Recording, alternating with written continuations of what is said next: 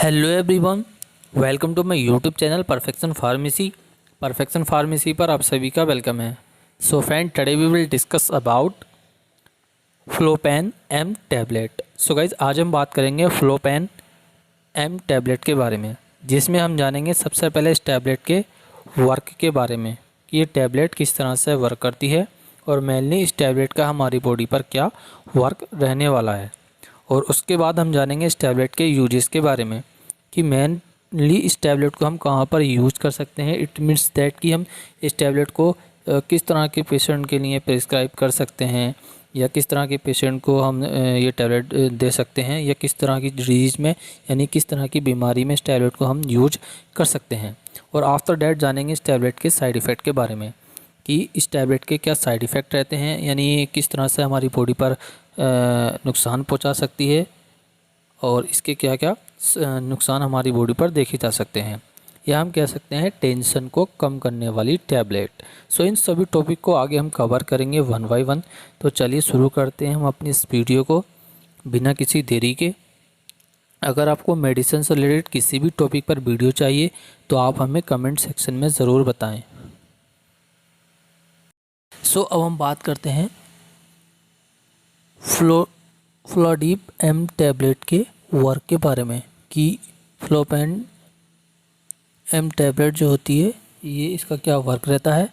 So basically ये दो medicine के कॉम्बिनेशन में आती है, जिसमें एक होती है फ्लोपेंटोक्सल और एक होती है मेलिट्रेस।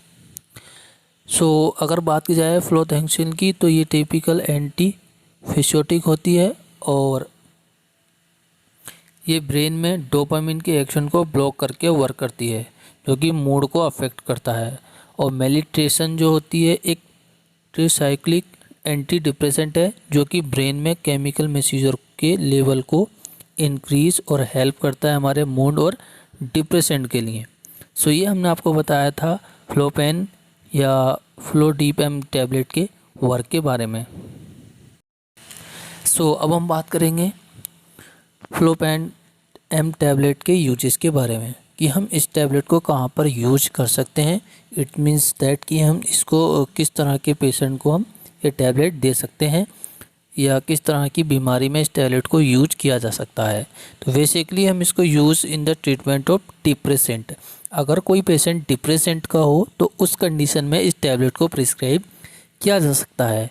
यानी अगर कोई डिप्रेसेंट से जूझ रहा हो या कोई पेशेंट डिप्रेशन में जा रहा हो तो उस कंडीशन में क्या है कि इस टैबलेट को प्रिस्क्राइब किया जा सकता है। यानी इस कंडीशन में, यानी डिप्रेशन की कंडीशन में इस टैबलेट को पेशेंट के लिए दिया जा सकता है और डॉक्टर इस टैबलेट को प्रिस्क्राइब भी कर सकते हैं।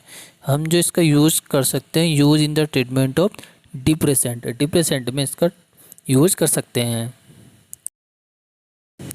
सो अब हम लास्ट में बात करने वाले हैं कि आफ्टर यूजिंग इस टैबलेट के हमारी बॉडी पर क्या साइड इफ़ेक्ट रहते हैं। तो हम जान लेते हैं इसके साइड इफ़ेक्ट के बारे में। तो कॉन्स्टिपेशन होने लगता है सबसे पहले कि इसके अंदर पेशेंट को इस टैबलेट को खाने के बाद में क्या होता है कि कॉन्स्टिपेशन होने के चांसेस बढ़ जाते हैं। और ब्लर विजन होने लगता है, यानी ब्लर विजन मीन्स होता है कि कुछ पेशेंट को धुंधला सा दिखाई देने लगता है। हार्ट बर्निंग होने लगती है, यानी दिल पर या सीने पर हमारे कह सकते हैं एक तरह से जलन हो सकती है। और ड्राइनेस हो सकती है, यानी बॉडी में या हमारे बॉडी के किसी भी पार्ट्स में हमारे ड्राइनेस होने के चांसेस बढ़ जाते हैं। तो आज के लिए इतना ही, मिलते हैं नेक्स्ट वीडियो में। See you, take care, bye, thank you for watching us, thank you once again.